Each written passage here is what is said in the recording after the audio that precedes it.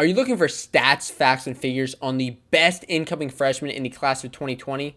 Let's stop stalling and start talking wrestling. What's going on, wrestling fans? My name's Josiah, and welcome to Fanco Wrestling and the Fanco 50 series, where we're talking about the top 50 incoming freshmen in the class of 2020. We're talking about where these guys are going to school, how they could compete going into college, looking at where guys are, as well as how they did specifically in high school at some of the top tournaments in the country. Now, in this series so far, I've talked about the toughest tournaments in the country, the stats, as well as the top recruiting class. So if you want to check out that full playlist, I highly recommend that you check out each video in the series. Now, before we get into these top 25 guys in this video, I want to explain who are the Fanco 50. Where did I come up with that number? Well, listen, these top 50 guys in high school coming into the college scene, these are not redshirt freshmen. These are guys who just recently graduated high school and are going into college. I took the rankings from my rankings as compared to Flow Wrestling, Intermat, Mat Scouts, as well as Open Mat. I took all of those rankings, found those couple hundred guys, looked at how they competed at the toughest high school tournaments in the country, and was able to narrow that down to some of the top 50 best guys in the country. And from there, we have the Fanco 50. Now, with that out of the way, we have the number 25 guy, and you can see on the bottom, I have these report cards here discussing where these guys are from, what their weight is. I'm going to tell you more information about them, but on the bottom here, you can see the 12 tournaments where they wrestled, where they placed. It's with a blue X. If they won the tournament, that was with a red X. So with that said, the number 25 ranked guy is Kaleb Happel. Happel is projected to be 141 pounds in college. Of course, he is coming out of Iowa, a four-time Iowa State champion. Now, at 141 pounds right now for you and I, you have Michael Blockus, who is a sophomore. So you're going to see some competition there coming into this upcoming season.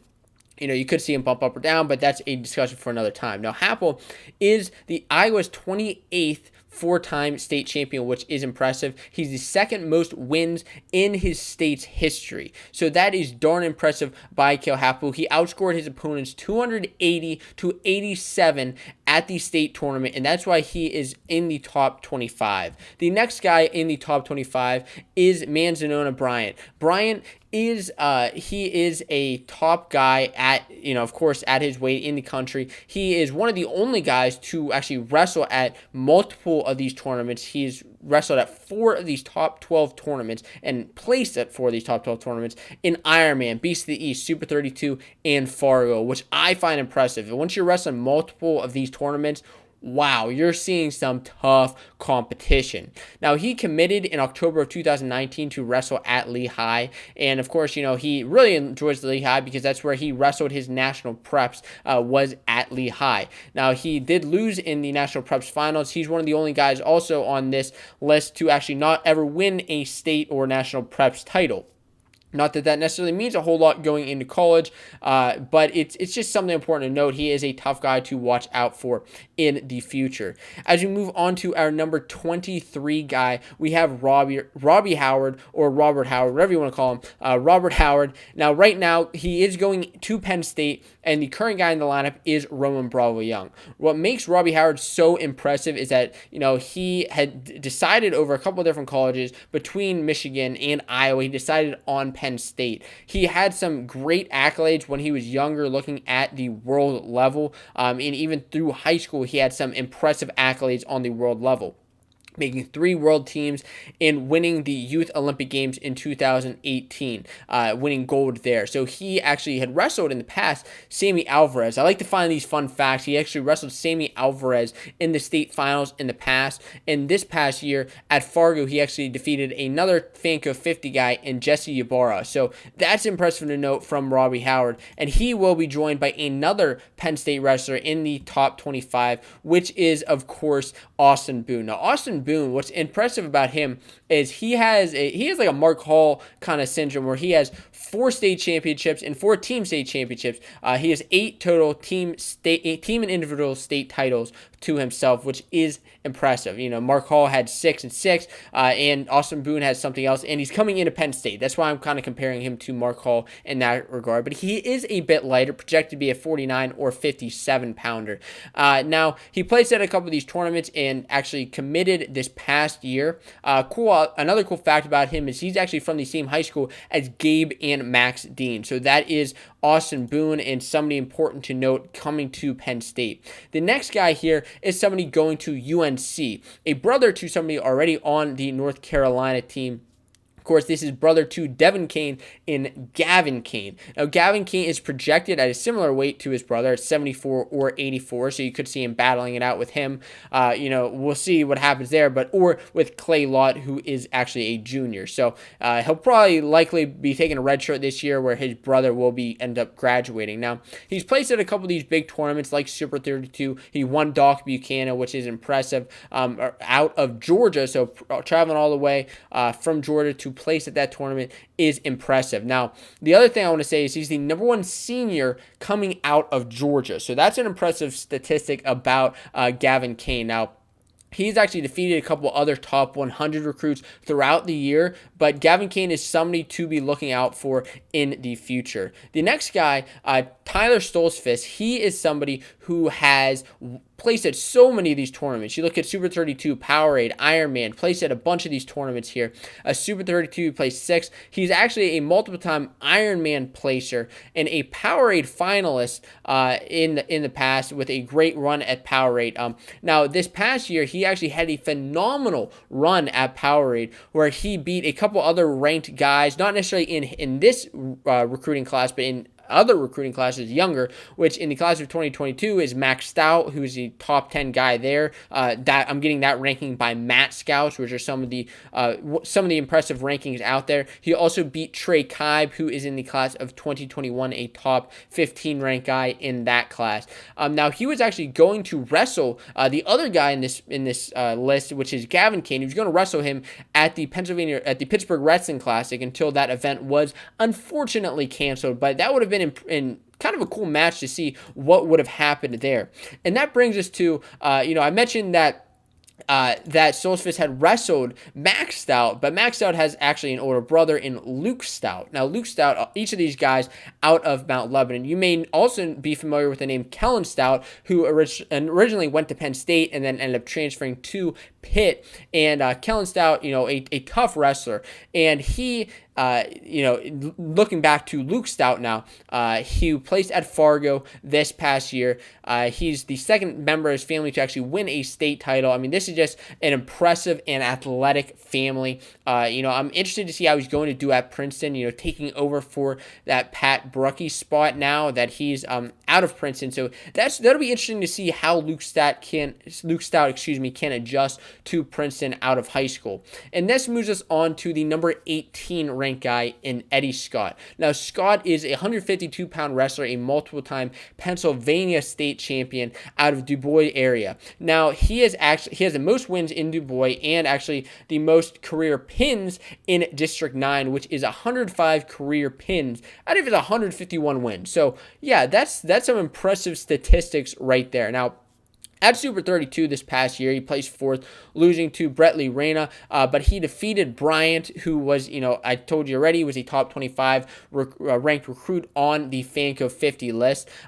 He also has a loss to Austin Boone, who is a multiple-time, multiple-time Powerade state champion, is Eddie Scott. But I just want to mention a couple of those, just saying that he's wrestling these top-ranked competitions, and being undefeated the past couple of seasons in the regular season is impressive, in why Eddie Scott makes this list on the Fanco 50. And the next guy who makes the list is Graydon Penner. Now, Penner, what an aggressive style of wrestling he has. I've watched some of his matches, and one of my favorite things about him is his just takedown, let up, takedown, let up, takedown, let up, takedown, let up mentality that we've just seen, some great guys in high school do, and I love to watch that happen. Just he has that complete dominance over guys. Now, Penner is a three-time Missouri state champion going to Oklahoma. He has placed at the Kansas City Stampede, which is one of the first guys on this list so far to place at that tournament, making the finals. He's a former cadet Fargo champion, so not this past year, but in the past. At Super 32, he actually defeated 3 guys who were in the top 50, so an impressive run he made at Super 32 to win that title. The other thing, look, he's not a 4-time state champion, but he is a 4-time state finalist, which is impressive right here. Now we move on next to John Poznanski. Poznanski is a state champion out of New Jersey, and New Jersey guys love those New Jersey guys, he is a Beats of the East champion, which, winning that tournament, one of the most impressive tournaments in the country to win, is impressive. Also placing at Super 32 and Fargo. He was 40-0 as a senior. That was his record in his senior year, where he actually had 30 falls. Out of his 40 matches, he had 30 pins, which, wow, to do that in your senior year, to do that any season is just darn impressive. He ended up winning the Outstanding Wrestler at the state championship with 4 falls in the New Jersey State Championship. So impressive run for Poznanski. It'll be interesting to see how he does at Rutgers. Of course, he's moving to Rutgers. A New Jersey guy. Is that any real big surprise there? Maybe it is, maybe it isn't. Next up, we move to Andrew Kerniglia, who is going to Navy next year, who lost actually in the Ironman finals, unfortunately, this past year, but then won 40 straight matches. So he lost in the Ironman finals, but just crushed the rest of the season. He had 1 loss in that senior season this past year, and he actually, in the state championships, he actually had to beat a 2-time state champion. There was some controversy with his state finals matches, which was very interesting to see, some of the calls by the ref or whatever, but he did end up pulling it off. Of course, he is a 2-time now Pennsylvania state champion with 121-17 overall career record. And that moves us now into the number 14 ranked guy, the number 14 guy on the Fanco 50 list, which is Rocky Elam. Now, Elam is, of course, going to be following his brother to Missouri, joining his brother Zach Elam at Missouri, coming out of Missouri, where he is a 2-time state champion. So multiple-time state champion, a 4th place finish at Fargo, and a former cadet freestyle champion is Rocky Elam. He's somebody to be looking out for, with a couple of tournament wins and impressive wins in his senior season. Now, the next guy here is one of the first injured guys on the list, and that's Trevor Master Giovanni. So, of course, with these tournaments down below, these are just how these guys did at the senior events, and he didn't get to wrestle any of those tournaments because he was injured. But he still has wrestled well in the past, and that's kind of why he's on this list. A 2019 Pan Am champion and a former Fargo All-American. So that's partially what's putting him on this list, as well as being a 3-time New Jersey state champion with an 86-4 overall record. Now, he was deciding between Ohio State, Lehigh, Penn State, NC State. I mean, so many of these schools. Cornell was even another school, but he ultimately decided on Oklahoma State, which ended up giving Oklahoma State a very impressive recruiting class of 2020. He decided really upon Oklahoma State because of Zach Esposito, who is also a Blair guy, just like Trevor Master Giovanni is, and that's really why you saw him deciding to commit to Blair. Now, the next guy on this list, I'm super excited to see how he does in college, mostly because he is from my high school of Cannon McMillan High School. Multiple-time state champion in Garrett Ninehouse.